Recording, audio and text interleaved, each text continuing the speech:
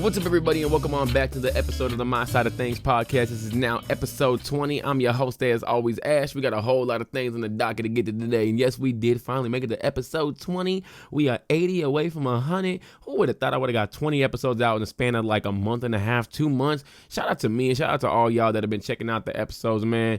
Telling y'all over here, we are grinding over here, trying to get at least 2 to 3 out every single week if we can. But on today's docket, though, we got to talk about the WWE releases that happened over this past weekend and where they should go, the best places for them to go. We also got to talk about Mercedes Moné and the big thing that was revealed this weekend as well. Samantha Irvin's being, dealing with a whole lot of WWE fans and a lot of drama just happening over there. And we also got to talk about AEW's top 10 all time. But we're going to go ahead and start off with one, Miss Mercedes Moné, and the big news that was revealed about her this weekend. And no, I do not mean her texting service, but I will say, if you're...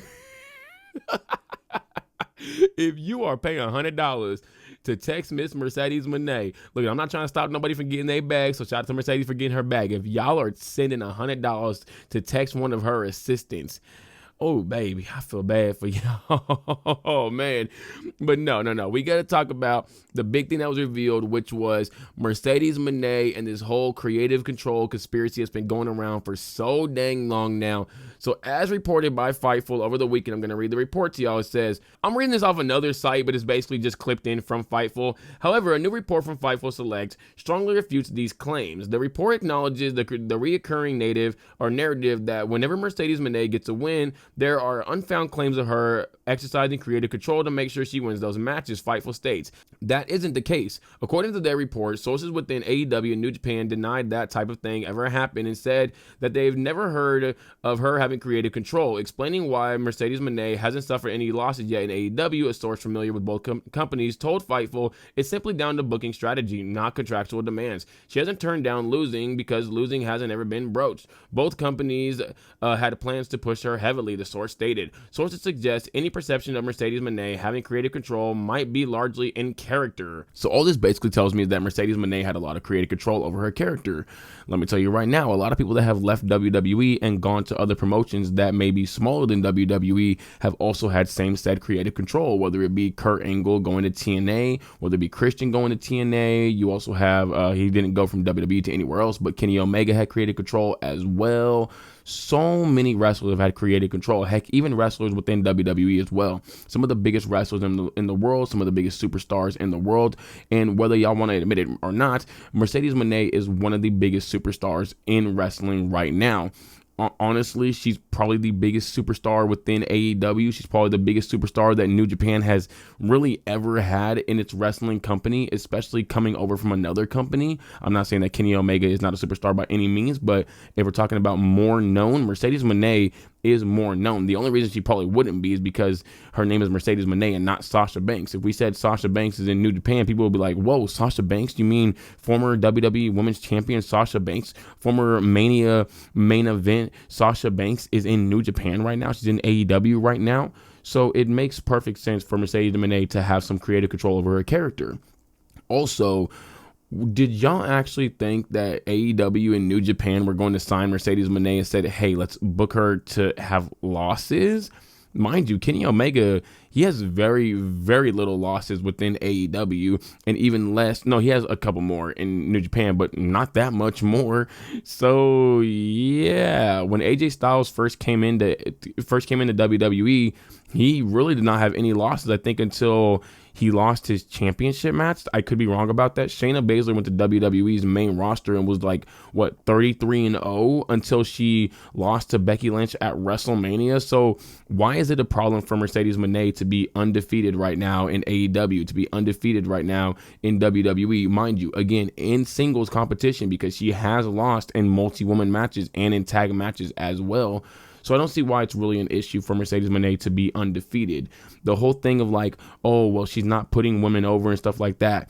By wrestling these women, she's putting these women on platforms that they've never been on, and they likely would have never been on had they not wrestled somebody that was a superstar like one Mercedes Moné. It'd be the same thing if Bayley or Charlotte or Becky Lynch or Rhea Ripley or Bianca Belair or any of these superstar top women went to Stardom or AEW. They would be putting these women on platforms that they've never been on because they're wrestling against a super duper megastar in a Mercedes Moné. So in a sense, while she may be beating these women, she's having great 5-star, 4-star matches with them, and she's putting them over, as in putting them onto a platform that they would have never gotten to.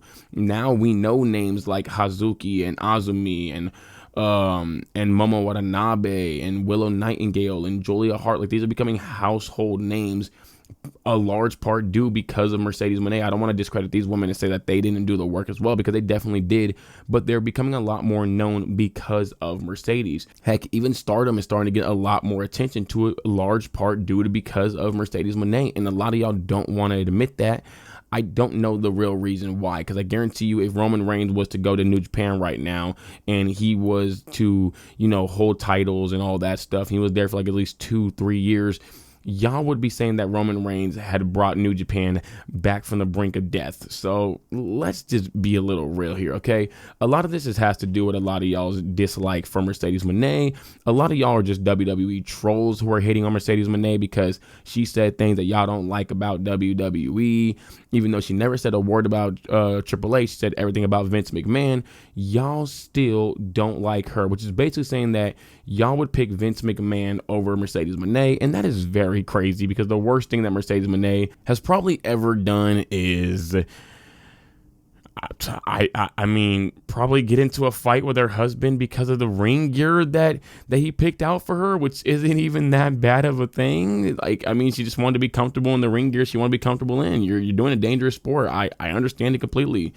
But yeah, no, she just said that black women were treated very differently within WWE. She said this in around 2022, which makes a lot of sense. I think the time she said this around was when Bianca lost in like 26 seconds. So she has a lot of right to say it, because she didn't mean just in terms of booking. She meant in general. A lot of y'all, most likely none of y'all are backstage. None of y'all are in these writing rooms or in these locker rooms. So y'all don't know exactly what's happening in WWE. Mercedes Moné would, because hint, hint, she was in WWE.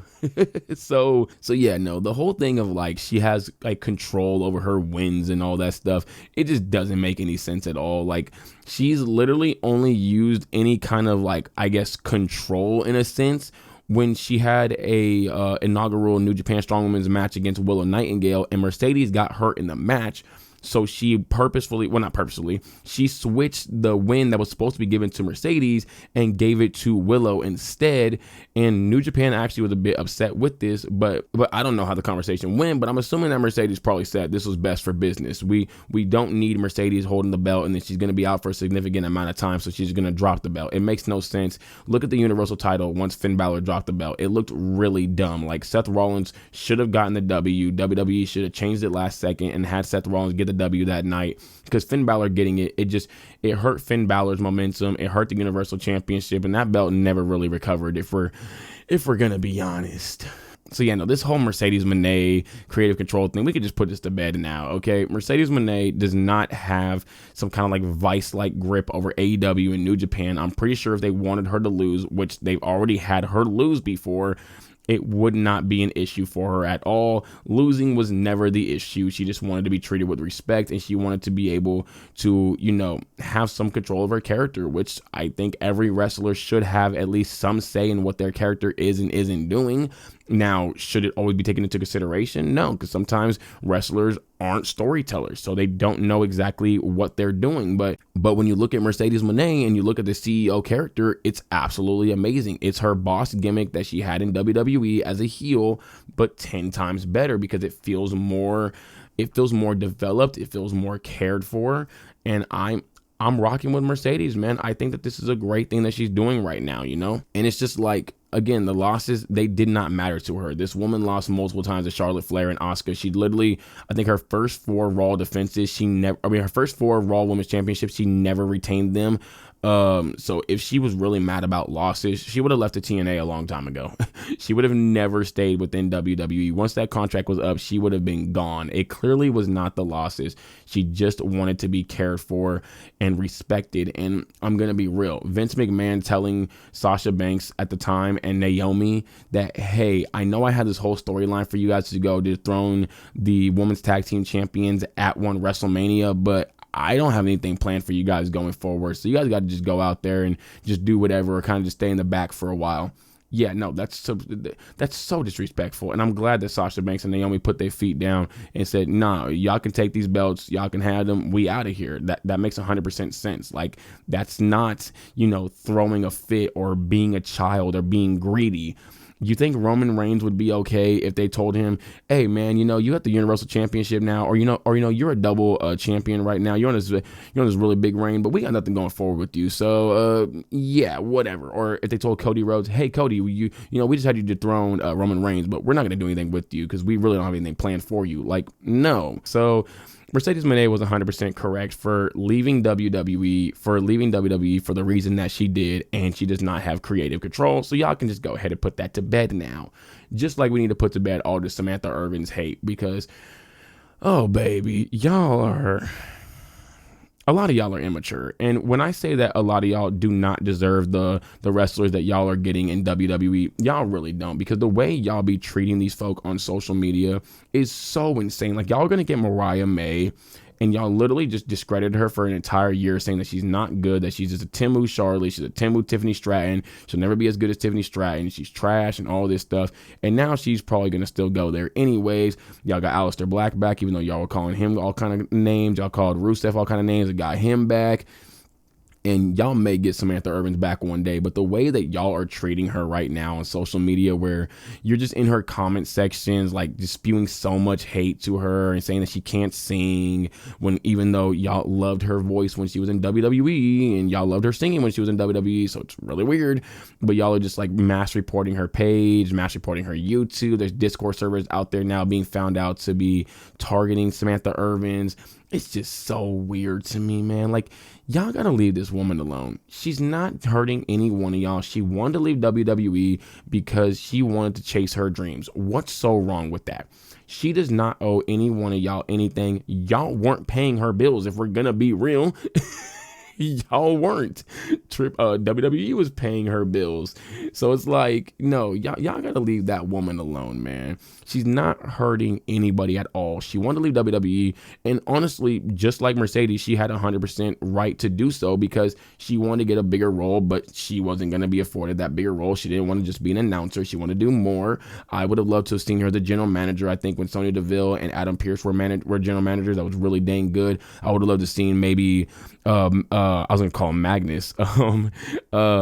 Nick Aldis, goodness gracious, I forgot his name for a second. Nick Aldis and Samantha Irvin's be together. I would have loved to see Samantha Irvin's be Ricochet's manager, but we know that they didn't really want to push Ricochet, although she could have been a great mic worker for him. I would have loved to have seen Samantha Irvin's be a manager for somebody else. Like, right now, I would love to see Samantha Irvin's managing Naomi. That'd be so dang cool, man. What the hell? I would love to see Samantha Irvin's be with Nia Jax, Samantha Irvin's be with Tiffany Stratton. I feel like someone that needs a mic worker. Jade Cargill needs a mic worker as well. I would love to see Samantha Irvin's with these women, but you didn't want to give her that role, but you're so willing and able to give Kathy Kelly and that one ring announcer a new role. I mean, the ref a new role, a much higher role, but you won't get that to Samantha Irvin. That don't feel right to me at all, especially when that ref was really good at being a ref. Kathy Kelly was one of the best backstage reporters, and you told Samantha Irvin, we're not going to give you a higher role because you're great at where you are and we need you there. But Kathy Kelly, we don't need you in the backstage. You're not great at where you are. And like, no, that's just stupid in my opinion. The people that are making videos saying that, oh, well, Samantha Irvin was begging and all that stuff. So was Kathy Kelly. So was that so was that ref as well. So we can't just attack Samantha Irvin for begging for new roles when all she literally did was go to her management. That was it. Not to her management. She went to her boss and said, "Hey, boss, can I get a bigger role within WWE?" That's not begging. That is literally just asking for a raise. So why are we mad at Samantha Irvin trying to get more? Like, why are we mad at Samantha Irvin for trying to do better in WWE? Why should she just want to be stuck as a ring announcer for the rest of her career? That doesn't make any sense in the slightest. And again, there's multiple talents there that do need not general managers, that do need managers that don't have them, especially within that women's division. We could have done that with Samantha Irvin, but we don't want to do it when it comes to women managing women. We very rarely get it. We could have got it with Sonya Deville with PFC, but we didn't want to do that. So I don't get it. Samantha Irvin, y'all need to just leave her alone. The woman's not hurting any one of y'all at all in the slightest. She left WWE. Okay, so what? And I'm going to be real. Y'all either A, leave Samantha Irvin and Mercedes Moné alone, or B, start treating Jon Moxley the exact same way. Start treating Cope the exact same way. Start treating Christian the exact same way. Because there's a lot of folk that done left WWE that have said just as many things about WWE as Mercedes Moné has, and y'all don't say anything to them. They've said more than Samantha Irvin's has, and y'all don't say anything to them. Y'all love to kiss Toni Storm ass, but y'all will bash Samantha Irvin's after y'all was simping on this woman for months upon months. Y'all will kiss Jon Moxley's ass, but y'all will bash Samantha Irvin's and Mercedes Moné for months upon months, even though Jon Moxley said more about WWE than Mercedes and Samantha Irvin's combined. So I don't really get it. I think it's just dumb in my opinion. But speaking of folk that are no longer with WWE, let's go ahead and talk about these major WWE releases, shall we? This might be the biggest list of WWE releases that I have personally ever seen. I don't think I've actually ever seen this many folk released at one point in time. So we have Kaden and Katana that were released. We have Gigi Dolan that was released. Cora Jade, Shotzi, Dakota Kai, Braun Strowman, Eddie Thorpe, Riley Osborne, Jakara Jackson, Ora Mensa, Gallus of Mark Coffey, Joe Coffey, Wolfgang, Shayna Baszler, Danny Palmer, and Javier. I don't know how to pronounce his last name. I'm sorry. I can't get it. But yeah, that's a lot of people. And then there's also been a lot of firings as well within this past week too. Sadly, those names weren't released, but there have been reportedly over 10 workers at WWE who've been fired. So, wow. And not even to mention just like within like the past couple of months as well, you've also had Isla Dawn that was released. You had Sonya Deville that was released. We've had, I'm blanking on a couple other names. Baron Corbin, whose contract was not extended. So we've had a lot of, and just a whole lot of other names other than that. Like from the beginning of 2025 to now, we've had at least 30, 40 people get released from WWE. And that's just a crazy thing to think about, man. You release that many wrestlers, you're just killing your women's, like, it's also been a lot of women's wrestlers. So you're killing your women's mid-card scene. You're killing your women's tag team scene. You're killing any woman that could actually even touch the top card and give Io Sky, Rhea Ripley, Bianca Belair a different kind of challenge. So yeah, I don't really get it, man. But all right. But let's go ahead and start off with Kaden and Katana as far as where they could go, because these two women have already basically said they want to go to Stardom. They want to continue being a tag team. I think it's probably the best place for them. I would love to see them in AEW, but I think AEW doesn't have a women's tag division right now, so it might not be the greatest for them. Well, no, I know they don't have a women's tag division. I don't think it'd be the greatest thing for them is what I meant to say. Ring of Honor, kind of the same thing. I would love to see Kaden Carter come to AEW, though, or Ring of Honor. I think she would do great things in both companies. Katana Chance feels like more of like a TNA signing, in my opinion. So if they were to split up, I think that's how they would go. But I also could see both of them going to TNA because they do have a women's tag division as well. And if they have any plans to ever get back to WWE, it probably would be best to go to TNA, not an AEW. Although then again, going to AEW, you might actually get back to WWE a lot quicker than you would going to TNA. So there is that as well. Then there's Gigi Dolan, who was literally just on a stand and deliver tag match where her and Tatum Paxley and Roxanne Perez and Lash Legend were like the best of the four in that match. You can make a case that Gigi Dolan was the MVP of that match. And everybody was saying that match should have been on Stand and Deliver's main show, not his pre-show. He probably could have swapped the match out. Then you have Tatum Paxley and Gigi Dolan not only win that match, but go on to face Liv Morgan and Raquel like 2 nights afterwards to put on an absolutely phenomenal match. Once again, Gigi Dolan is looking like an absolute star in the match. And you're like, yeah, we're going to release her. I don't get this one at all. This one, why would you break up a tag team when you need women's tag teams? Mind you, Kaden and Katana have the exact same thing with them. Why would you release a whole tag team when you need tag teams? I want to say one thing about Kaden and Katana. Super charismatic, super amazing personalities. Everybody loved them, and you just stopped using them, and you put them in PFC stuff, so they would just get blanded out, boringed out, and you wouldn't have to use them anymore, so you could just release them. Now, when I look at a lot of this stuff, it feels much more interesting, to say the least. Gigi Dolan as well, just again, in a tag team with Tatum Paxley. I don't really get that. I think Gigi Dolan's biggest issue in WWE has always been, ever since the whole thing with Mandy Rose came out and she got released, kind of just fell off the wagon a bit. She should have gotten put with Fatal Influence. You could have removed Jasmine Nix, but I think they didn't want to make it too Toxic Attraction-esque, because then everybody would have, started looking back to, or everybody probably would have mentioning Mandy Rose and all that stuff. And the WWE wants to separate their name from Mandy Rose as much as possible, which, mind you, I just want to say this real quick. You would think with the way WWE does not want to mention Mandy Rose that she killed somebody. This woman's just started an OnlyFans. Oh my God. Hulk Hogan is out here being the most racist, misogynistic person in the world, and y'all have no issue with putting this man back on your show. But oh my God, Mandy Rose is selling her body.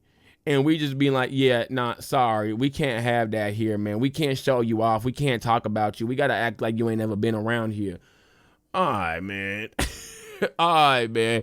That's crazy to me. But I think Gigi Dolan, though, best spot for her would probably be a TNA.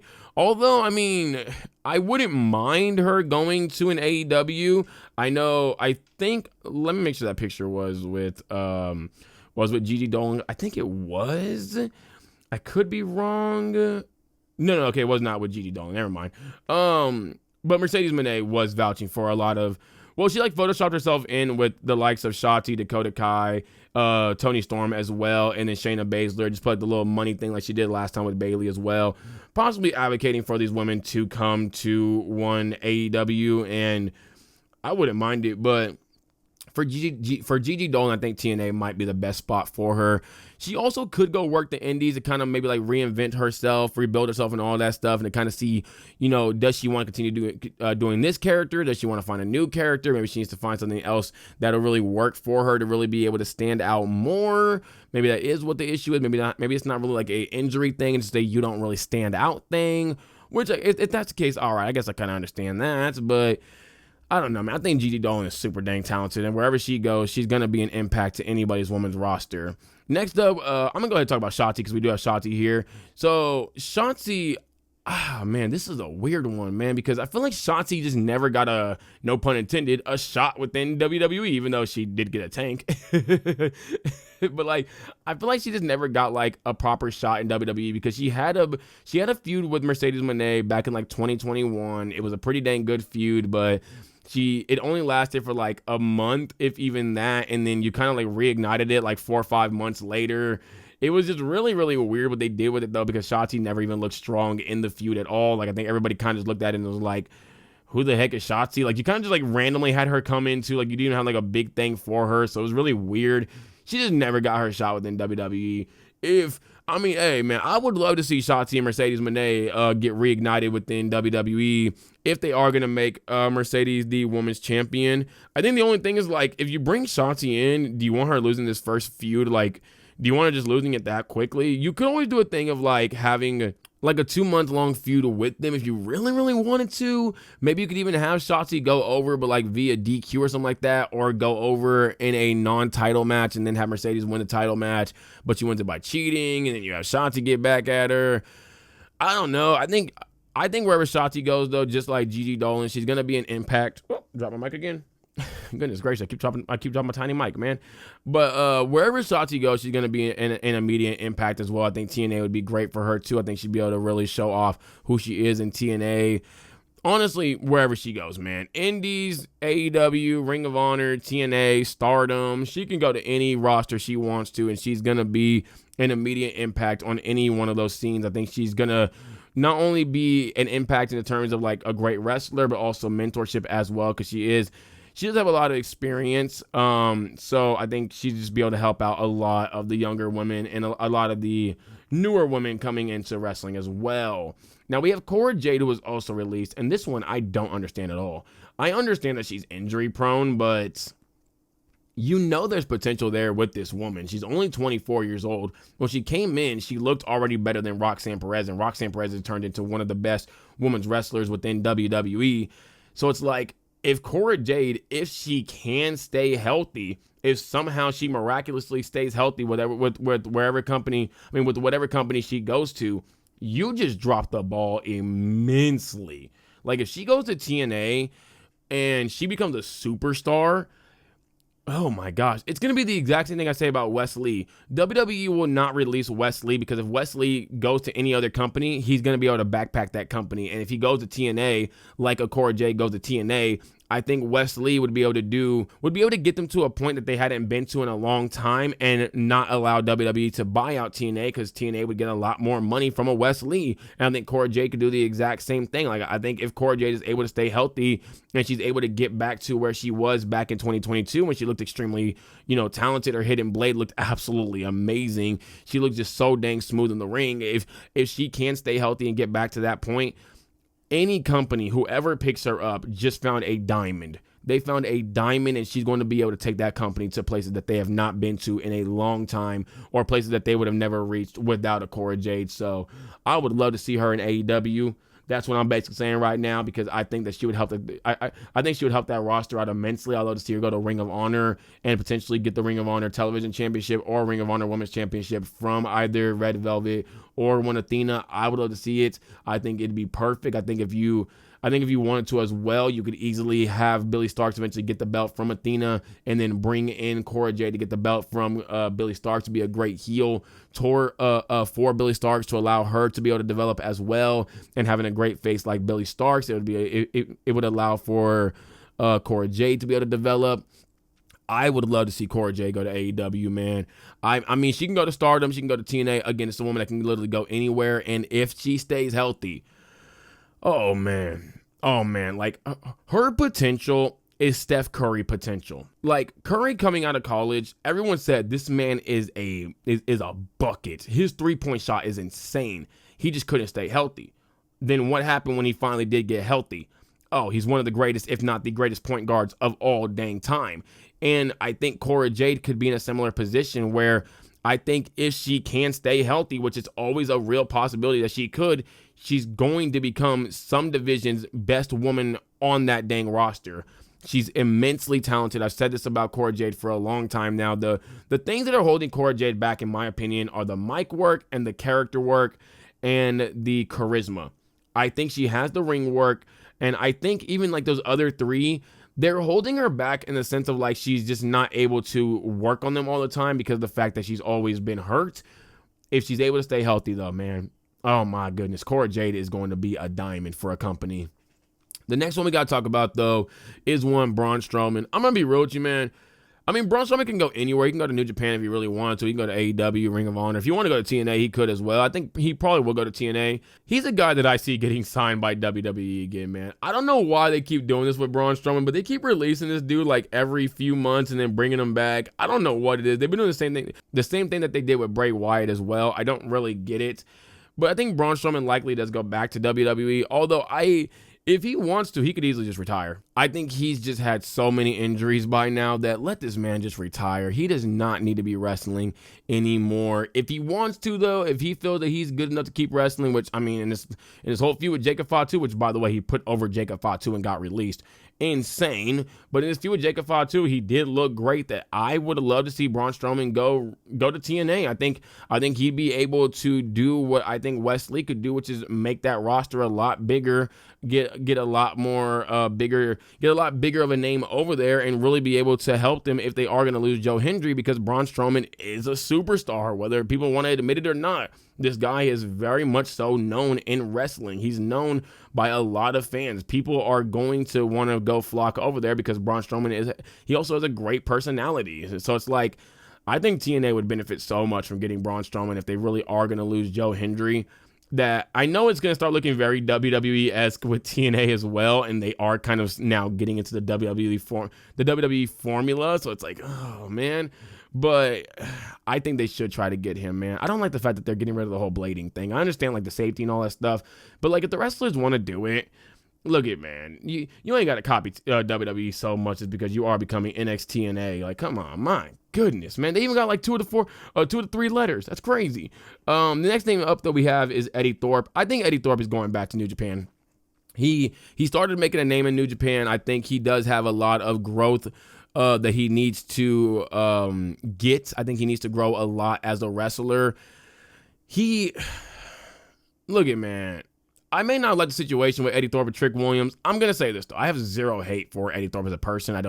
I really don't know the man, so I can't hate the man. I think Eddie Thorpe never really got to people. I think nobody ever really cared for the character that he was portraying because what was the character? His ring work is very, very boring. I'm gonna be honest with you. His mic work is just unbearable. Like, this man should not be anywhere near a mic. I think that he should just go to New Japan or the Indies, one of the two, and maybe just reinvent himself, find a new character that he could do, maybe just become like an amazing wrestler and be able to offer a brand an amazing wrestler, which then I think AEW would take him in a heartbeat because AEW just loves folks that are amazing ass wrestlers. Also, apparently people are saying that now Eddie Thorpe got released because of what he said to Lexis King. I mean, was he wrong though? That's the question. Was he wrong though? I don't think he went off script by any means. I think when he said that the whole thing about here goes another white man trying to take everything and all that, I don't think he went off script by any means. If he did, I mean, I don't know why he would think that that would be the best off script to do, but okay. I think that was definitely much so we're writing this in, you say it, and hopefully it gets over. I'm gonna be real with you though. When he said it, it ain't have no emotion in it. I mean, it shocked the hell out of me. It just ain't have no emotion in it is the thing about it. So yeah. But next up we have Riley Osborne. He's a guy that has to go to the Indies. Just go to the Indies. I don't think he's going to be able to make it in any major professional wrestling company right now. He's shown me a little bit, but he needs to rework himself. He needs to improve his wrestling and really just improve his character work, his in-ring psychology, his ability to be able to tell a story within the ring as well. Like, I felt nothing when I saw Riley Osborne. I'm going to be real with you. This guy, I felt like it wasn't Riley Osborne a lot too. Like, I felt like I'm not seeing Riley. Like how Triple H was saying about Damian Priest, like he didn't feel like he was seeing Damian Priest. That's what I'm saying about Riley Osborne. I felt like I'm just seeing like somebody trying to play a character, and it never really hit for me. I think he should do the same thing Duke Hudson is doing right now, which is doing the Indies, reinventing yourself. He's still pretty young, so he still has a whole lot of time to grow. And if he becomes like a star within the Indies, anybody would take him. So I think the best spot for him is just gonna be go to the Indies. I would not go to TNA. I think if he goes to TNA, he might just get lost on that roster. I say go to the Indies, reinvent yourself like a Matt Cardona did, like a Cody Rhodes did, like a Drew McIntyre did, and like many others have, and just hope for the best after that and hope that somebody does, which I think if he becomes like just a big enough name on the Indies, somebody's picking him up, man. Heck, WWE might even grab him back. Next name up that we have is Ora Mensah. Ora is an interesting one because personality is off the charts. Charisma is off the charts. This dude has it, man. His ring work is interesting to say the least. I don't think it's like elite by any means. It's pretty dang good though. His mic work is interesting. I don't think it's great by any means, but it's definitely passable. Like, I like hearing him on the mic. It's not anything that really grabs my attention though. The thing, I just don't mind hearing him. Like, if you're talking on the mic, cool. I can listen to him. I can listen to him talk. I'm not gonna be like the most invested in the promo. So I think Ora Mensah has two choices. Take a shot and go to WWE because that's what Swerve Strickland did. He came from the Indies and he took a shot, went to AEW. I mean, that's it. Go to WWE. I mean, go to AEW and see if you can maybe have a whole character resurgence and become a superstar there, which that's very, very possible. And I'm going to tell you right now, AEW definitely would love to have another guy that is coming from WWE that didn't do much there and become a superstar, because it's going to be able to help their case out of building stars a lot more. I would say maybe even go to Ring of Honor because that men's division needs help. It is in drastic need of some help. I would say New Japan could be a thing. The Indies, I think the best spot for him, though, would probably be a Ring of Honor. I think because he still has a lot of buzz around his name. Everybody's sad about Metaphor getting released. I think he'd be great to be within Ring of Honor to still keep his name afloat and not have to go reinvent himself, because I don't think he really needs to reinvent himself. I think he just needs to work on a few things. I think the character is great. I think he plays the character pretty dang well. That all he really needs to do is just work on mic work and a bit more of the character work, and he'd be perfectly fine, in my opinion. So yeah, no, I think Ring of Honor would be great for him. Jakara Jackson, TNA, maybe Ring of Honor. I don't know. When I look at it with Jakara Jackson, I'm surprised by this one. This one was completely stupid. You had her in the Last Legend in a tag team. You had Jakara Jackson there for like 2 years. I don't know why the heck you released her. That didn't make any sense in my opinion. And you really needed help with your tag division. And everyone was literally saying, put the belts on Last Legend and Jakara Jackson, and they will be able to revitalize your tag division. Don't know why they didn't do it. Also, they broke up all the black women's teams, and I don't like that at all, man. And they released like, 2, 3 of them. I ain't like that either, man. This make me sick.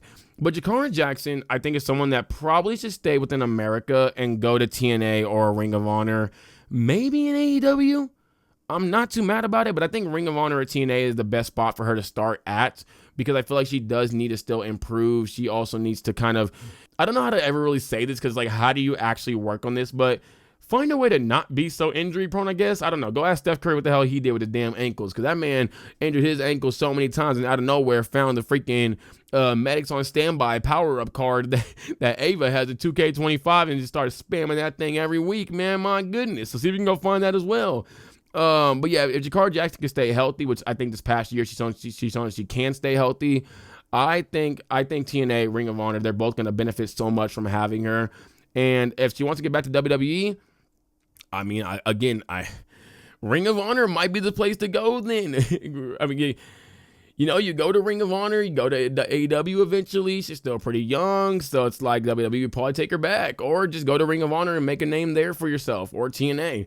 Next thing we have up is Shayna Baszler. Shayna Baszler, man, either UFC or AEW. I think it's maybe TNA. You know what? UFC or TNA. I think those are probably the better spots. Shayna Baszler, I would love to see her in AEW. I think AEW would book her like an absolute monster. The problem for her in AEW is that she would probably come in as like a top woman.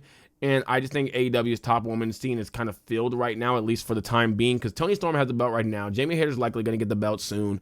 Megan Bayne probably gets the belt afterwards. Where does Shayna Baszler fall in at? Maybe if Mercedes... Maybe she could beat Mercedes for the TBS championship. You can make her like a real monster within your TBS scene if you really want to. Honestly, it's not that bad of an issue. I mean, honestly, it's not that bad if you want to do that. I just think, where do you go with Mercedes after that is the issue. Maybe you do like a little tag team thing with her and Harley Cameron. I don't really know, to be honest. It's interesting where you go with that. Maybe Mercedes takes some time off. I mean, you don't have to be in AEW 24/7. I think, honestly, benching some folks sometime because you have nothing to do with them is much better than just having them on TV doing absolutely nothing. So, you know what? I'm actually not mad about that.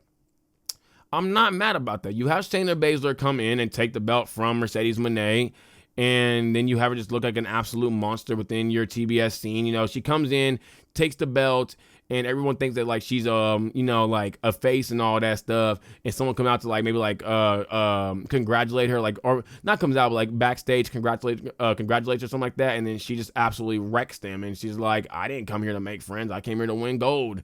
And then you just kind of run with that. It'd be a great way to go from a face to a heel within a matter of seconds. So I guess you kind of have her as a tweener.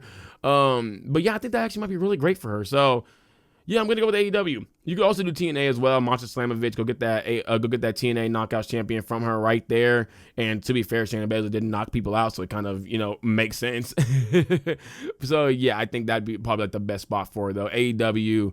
I think the TBS title scene would definitely be great for her. There's a lot of women that she can go up against within that division. Next up, we have the Gallus Boys, Mark Coffey, Joe Coffey, and Wolfgang. Or as New Legacy Inc. says, Wolfgang. Or as Tyler Creator says, Golfwang. Wolfgang is a crazy name. I'm not going to lie to y'all, man. I thought Wolfgang was a black dude.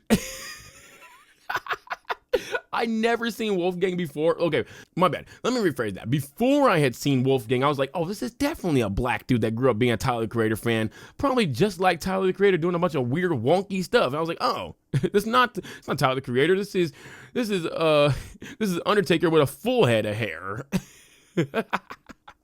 Oh my goodness, man. But Gallus, I say they do the Grizzly Young Veterans thing.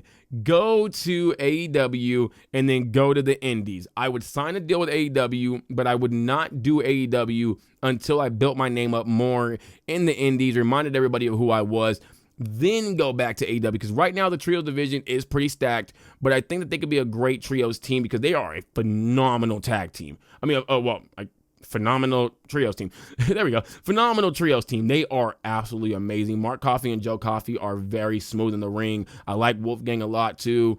Wolfgang got like a very basic look to him, but when you see him in the ring, he moves pretty damn good for a big man. He really does remind you a lot of I'm gonna word this a lot nicer than I could have. I was gonna say that so disrespectfully. He reminds you a lot of Undertaker. It's just not in the character work sense. He reminds you of the in-ring work sense of an Undertaker because he can move like hell for a big man. So I would love to see them within the trios division, man. I think that they would be phenomenal there.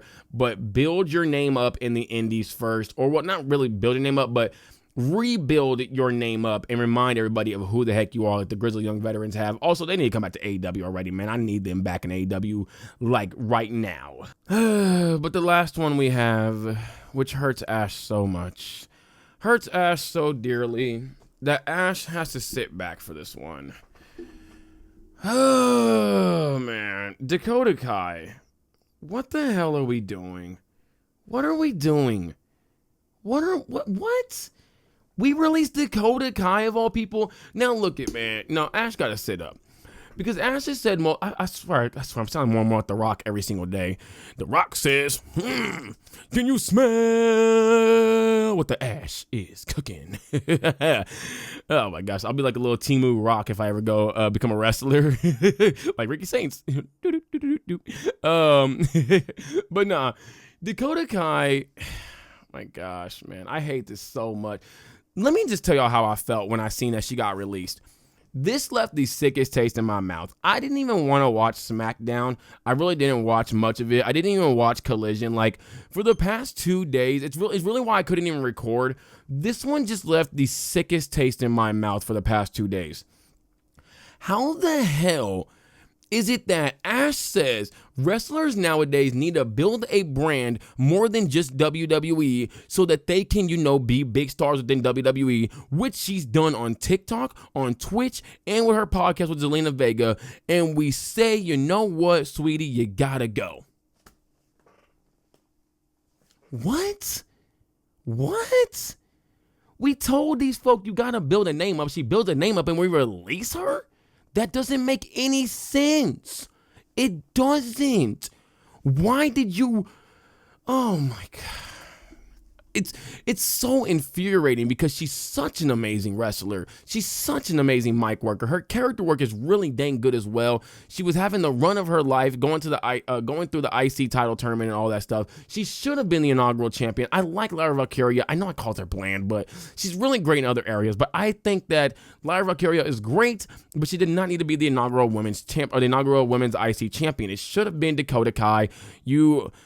You really should have gave her that spot because you let Io get her spot. You let Bayley get her spot. You let the Kabuki Warriors get their spot. You didn't let Dakota Kai be the mouthpiece for Damage Control early last year and late last year. Just all of 2024. You didn't let her be the mouthpiece, even though Io and them probably needed a mouthpiece. It would have been really great because of the fact that you don't let them speak on the mic because they can't speak English.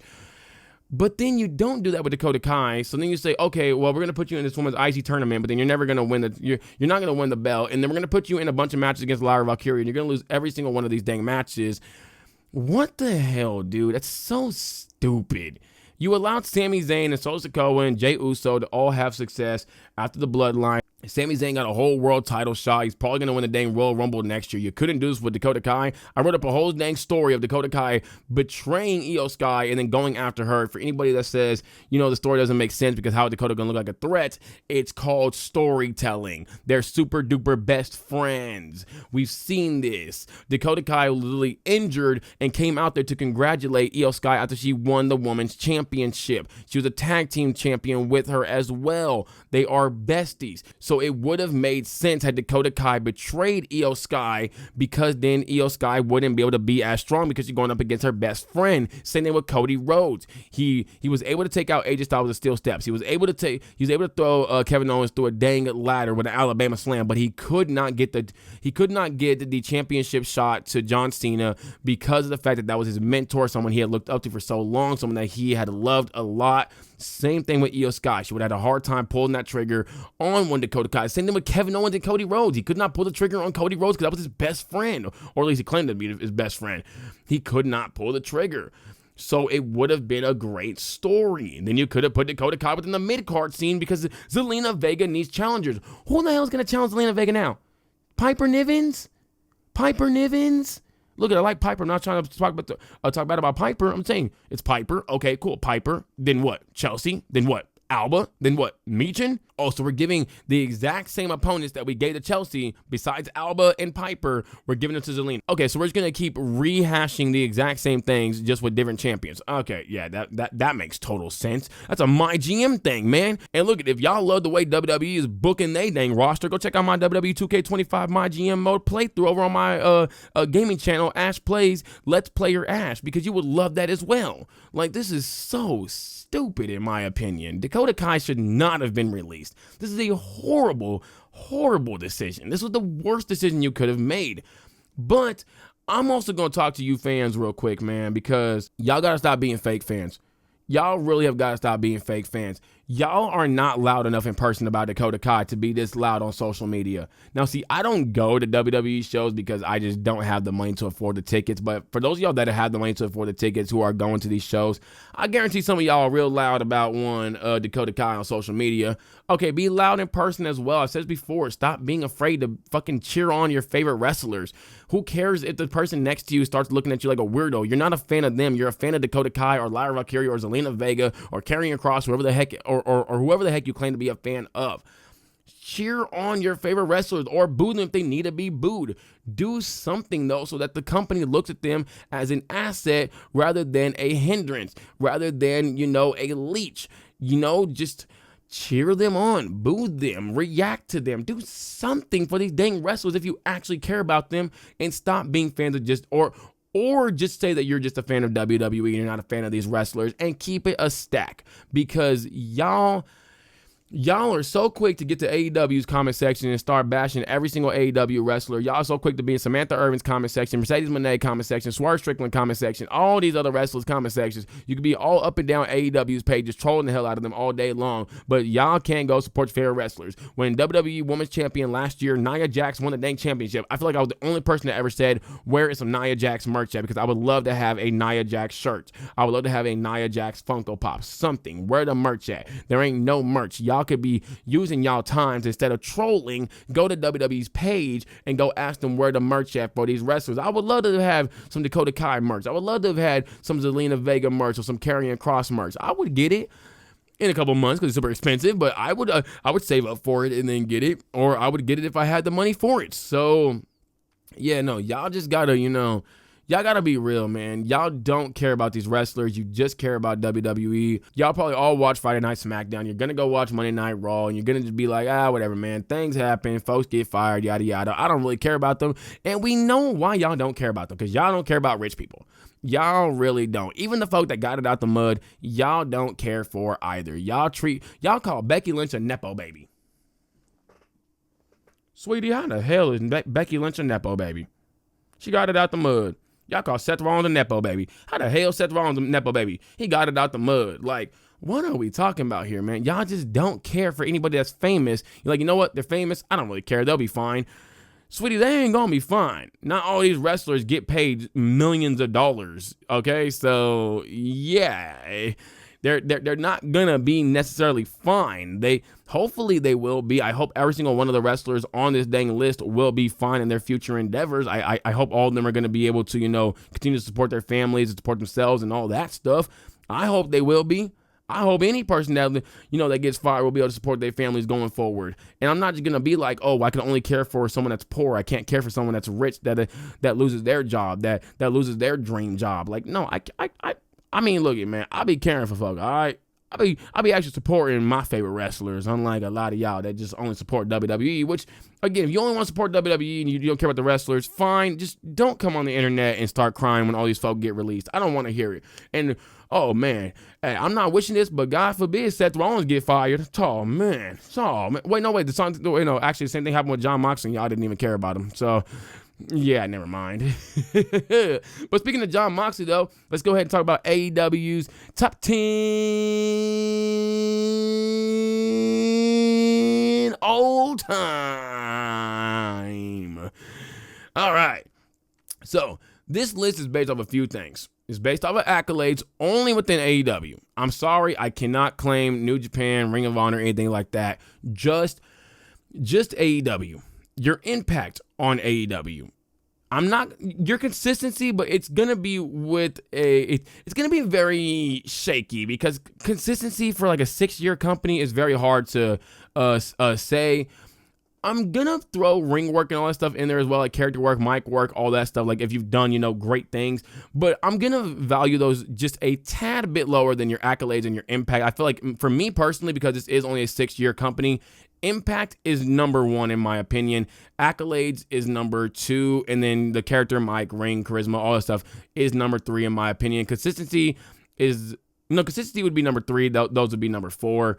So we're going to go ahead and give the honorable mentions first. Number 1 honorable mention is Adam Cole. I think he played a very big part in MJF's storyline. I think had he not been there, that MJF championship run probably doesn't look as good as it is. And maybe we're questioning if MJF is really a super duper mega star that a lot of people say he is.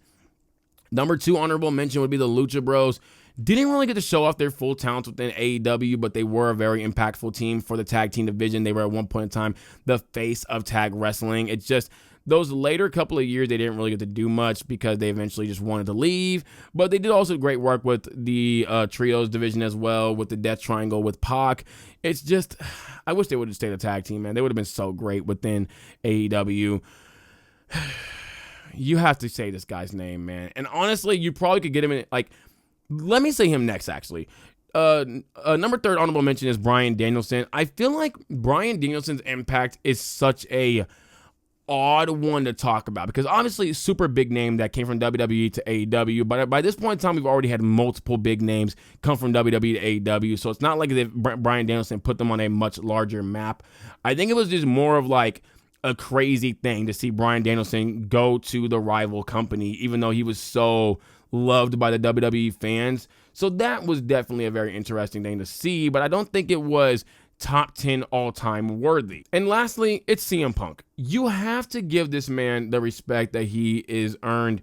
He came to WWE. I mean, he could have went to WWE, but he chose not to go to WWE. Instead, he went to CMW. He went to AEW, and he brought so many fans to AEW that are probably still around today. Obviously, some of them probably did leave because he left because they were really just there for CM Punk. But hey, man, you're a fan of the wrestler, not the company. Shout out to you.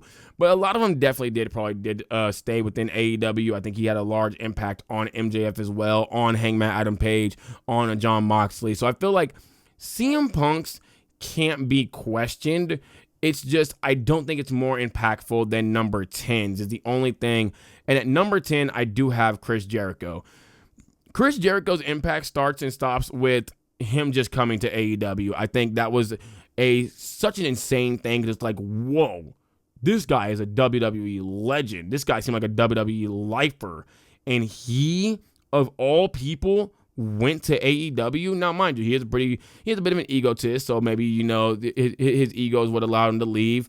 But to see him go to AEW and then go to the Indies as well, like, that's a crazy thing for him to do. And, like, the only reason I bring up the Indies is because of the whole thing with Kenny Omega. He was actually going to where Kenny was at. He was going, or not to where Kenny was at, where Hangman was at. It might have been Kenny as well.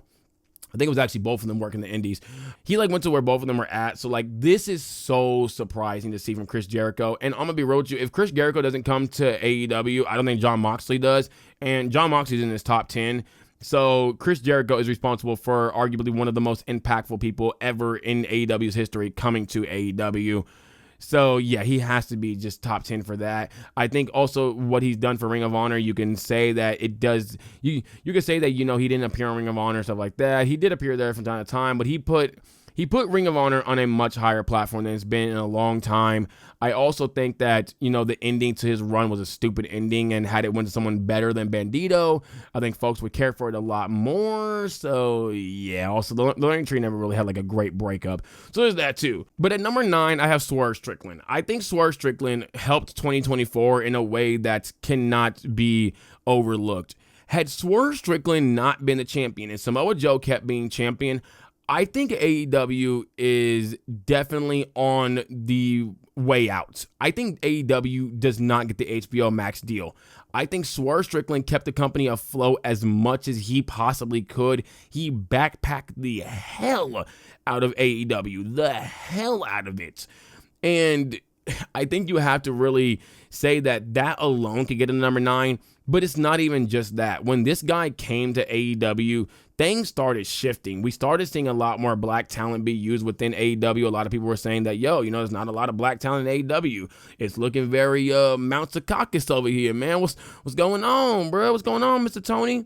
And I think ever since then, we've seen there's so much more black talent being actually used within AEW. They get bigger platforms within AEW. So I think you really got to salute Swerve Strickland for that, and I think he gets within this top 10 at number 9. At number 8 is the Young Bucks. The impact they have on the tag division, I think, cannot be just understated. I think also them just coming to AEW is a big thing as well. They probably were never going to go to WWE, but they likely would have just stayed in New Japan. They're also, fifth responsible for AEW being created.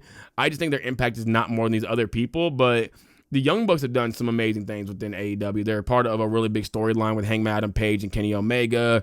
It's just like after that, they're really not doing anything, which is, I think, where it hurts their consistency. That's kind of the issue with them. Also, Swerve Strickland, when he came in, automatically just day one, was already doing amazing things. Chris Jericho consistency did fall off for a little while, so there is that. But yeah, the Young Bucks, kind of like their consistency really does hurt them as well. And all these guys in here have like the accolades as well. They've all done, whether it be tag team work, champions, AEW World Championship work, some kind of TNT championship, or some kind of championship. I don't think Chris Jericho's accolades put him above Swerve Strickland though, because his impact is just, I don't want to say it's more, because it feels like a Stone Cold Steve Austin kind of situation here where it's like, or not Stone Cold. It feels like a Macho Man kind of situation here where it's like, what would have happened had Chris Jericho not come here? Would Jon Moxley have went to AEW? Who knows? Maybe, maybe not. I don't know. But like, you get Kenny, you get all those guys still, but it's like, is that enough?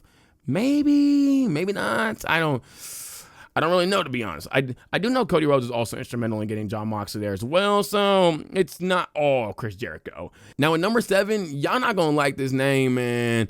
Mercedes Moné is already up there. She is for the women's division what Lita was for WWE's women's division. When Lita came in, to be specific, she pushed every single woman there to be a much better wrestler. She made Trish Stratus into what Trish Stratus is today, because if it's not for Lita, if Lita never comes to WWE, Trish Stratus is still just eye candy and not really like a great wrestler and doesn't have any kind of big feud to where nobody just cares about Trish Stratus.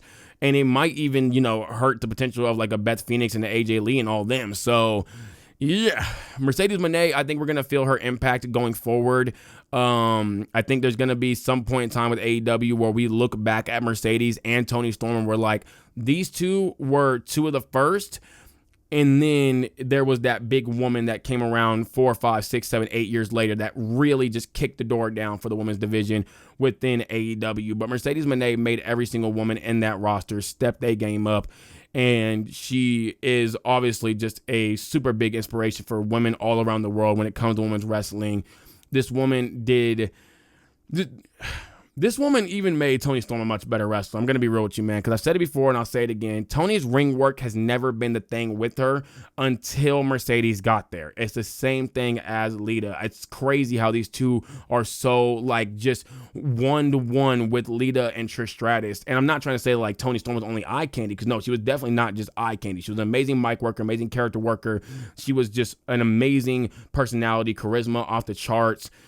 But she wasn't the greatest ring worker. And I don't even think her in-ring storytelling was that great either until Mercedes got there, because Mercedes is arguably one of the greatest just in-ring women's wrestlers of all time. So you really got a big up to Mercedes Moné. Number 6, because we've done glazing Mercedes now. I've been glazing her a lot on the podcast as of lately. But at number 6 is Hangman Adam Page. And I think Hangman Adam Page kind of gets lost when it comes to a lot of the recognition that or a lot of the impact that he's had on AEW, but he came in with a lot of these older guys that were more or less on the way out in a sense, or at least way past their primes, or they might have been like the tail end of their primes. Hangman Adam Page still had not entered his prime yet. He was a pretty young dude, And you really do need that as a company. You need that young dude who has a really big name around him to come into your company, especially your new company, and show the world that we not only have the Kenny Omegas, the Chris Jericho, the Jon Moxley, the Young Bucks, the Cody Rhodes, but we also have a young dude that you should be watching out for in Hangman Adam Page. And I think because the fact that he is younger, he's been able to, have this amazing just character arc from 2019 all the way to 2025. And he's really been able to allow a lot of AEW fans to have hope for the future. And that impact right there cannot be understated, because if you don't come in with a young guy, MJF was there, don't get me wrong, but he did not have the name that Hangman Adam Page did.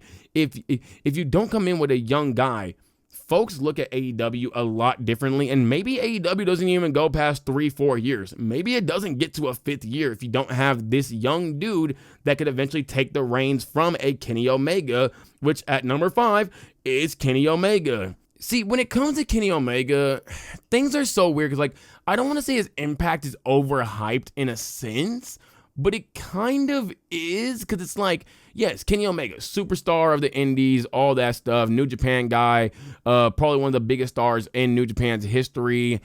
But it's I don't think the impact on AEW is, it's not more than these next 4 guys, in my opinion. It's really not. I think, obviously, being able to mentor a guy like Hangman Adam Page, that definitely is a big impact. He also is one of the creators. So I think being within that top 5 is, validation enough for at least his standing of his impact on AEW.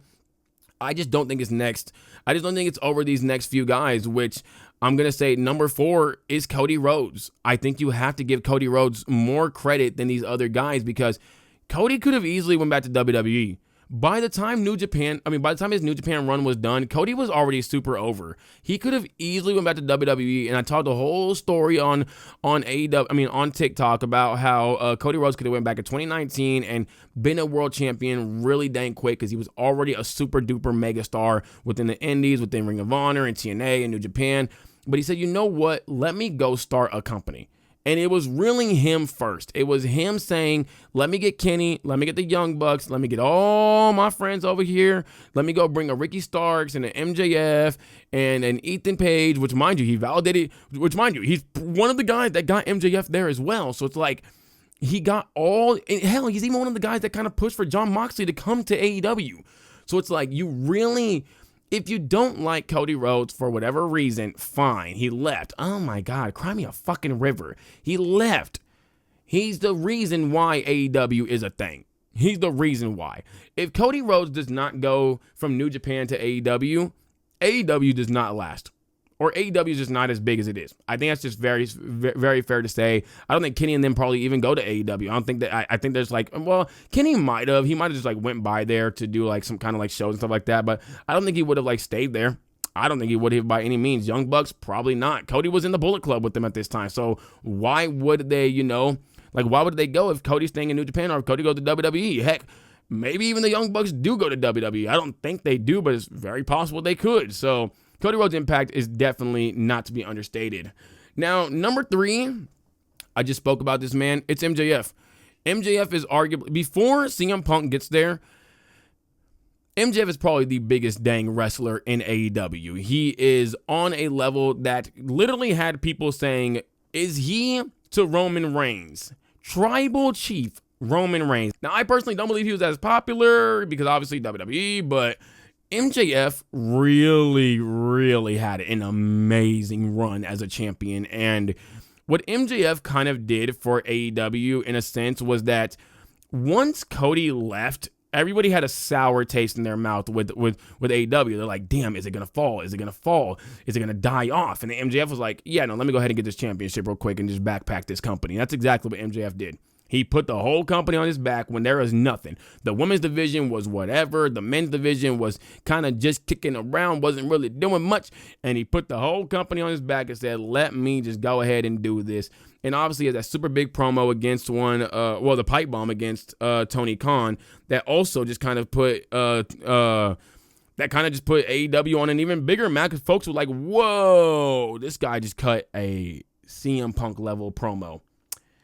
it's a promo that's still talked about to this day. You could say his ring work is not it, and fine, sure, okay, his ring work is not like Kenny Omega's and all them. This dude has arguably, no, it's not even arguably, he has the greatest mic work in AEW's history. I think that's just very safe to say. I don't think there's many people that could touch him. Tony Storm is the only one that actually could. MJF, though, it's not even a question. He might just be AEW's best male wrestler of all time. Well, second best male wrestler of all time, but we'll get to that in a second. Now, at number 2 is Toni Storm. I'm going to be real with you. Toni Storm has been backpacking the women's division for the past 3 years. Not taking away from Mercedes Moné. Let me just make that clear. This woman is so much of a fucking superstar that there are people saying that she is the best women's wrestler in the world. Mind you, Jordynne Grace and Athena, at the same time, were dominant champions. And folks wouldn't even say that they were better than Rhea Ripley, Liv Morgan, Bianca Belair, Io Sky, Charlotte Flair, Becky Lynch, none of them. Folks are saying that Toni Storm is the biggest women's wrestler in the dang world. That is insane because of the fact that these are WWE fans saying this. And we know how they feel about 99% of AEW besides Jon Moxley. Like, we know how they feel about it. So for even WWE fans to say this woman is the greatest thing that AEW has, yeah, no, that says a lot about Toni Storm right there and her impact. She was also basically able to recreate the women's division and turn a lot of these women into much better character workers, and she's forced them to be a much better mic worker than they were before. The same things that Mercedes Moné has done for AEW are the exact same thing that Toni Storm has. I think Mercedes just does like honestly, I could have put Mercedes probably higher because of the fact that she brought in a whole bunch of eyes to WWE, but I think there's not as many eyes that we would like to believe because a lot of these folk really just don't like Mercedes because of what she said. Had she been white, folks would not care by any means, but nah, Toni Storm, she has arguably the greatest storyline of all time with a perfect ending. Also, I forgot about MJF having a damn near perfect storyline with Adam Cole besides the ending, but Toni Storm had that perfect storyline with one Mariah made that just puts AEW on a much larger map. Her and Swerve Strickland really did backpack 2024, if we're going to be honest. And heck, you can even say Toni Storm backpacked 2023 because 2023 was not the greatest looking year either. Well, it was in the sense of like with Toni Storm and MJF, but not all around great by any means. Now, at number 1, this is just the easiest one to say. It's Jon Moxley. If Jon Moxley does not come to AEW, I'm going to be real with you. AEW is not what it is right now. It's really not. You got the third member of the Shield. Really? The exact same thing that legends say about Cody Rhodes going from AEW to WWE and saying that it literally shifted an entire era and created a new era by Cody Rhodes just coming to WWE. That's the exact same thing that Jon Moxley did for AEW. Like, had AEW been like 5-10 years in, it would have been an era shift. This man came in, like, what was that? Double or Nothing, the very first show, and everyone was like, whoa. That's Dean Ambrose. He crossed the line. He went to AEW. Everybody was just befuddled. They were like rubbing their eyes like, but is this actually Jon Moxley? And then what he's done for AEW since, he's been able to literally be the I'm here if you need me guy. Like, when there was nobody there to be a champion or there was just nobody there to have great storylines, Jon Moxley came right in and was like, yeah, no, okay, let me go ahead and just carry this real quickly. Made Kenny Omega's run look a lot better, in my opinion, if we're going to be honest. He also, I know the Death Rider storyline hasn't been the greatest storyline by any means, but let's see how it finishes, though, because I think this has been a pretty good storyline so far. He's been able to write off Bryan Danielson in probably one of the craziest ways possible. He's been able to put AEW on a map that I don't think AEW ever reaches if it's not for Jon Moxley. Like, if Jon Moxley does not go to AEW, I don't think anybody else does. Maybe it's a bit of I don't think Mercedes Moné goes.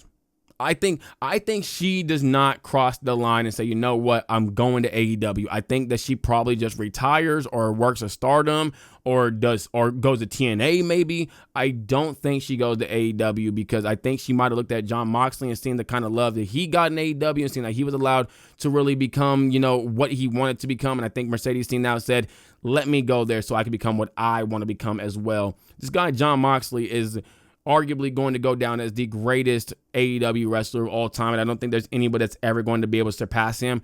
Jon Moxley is to AEW what Stone Cold is to WWE. I think that's just very safe to say. But that's going to be it for me, though, y'all. I definitely hope y'all did enjoy this episode. As always, if you did, drop the like, subscribe, notification bell. If you're on YouTube, if you're anywhere else, you hit that like button, that rating button, follow button, all that great stuff. It definitely does help out the podcast so much. But for now, y'all, that's it. I'm out. Peace, everybody. Have a great day and good night.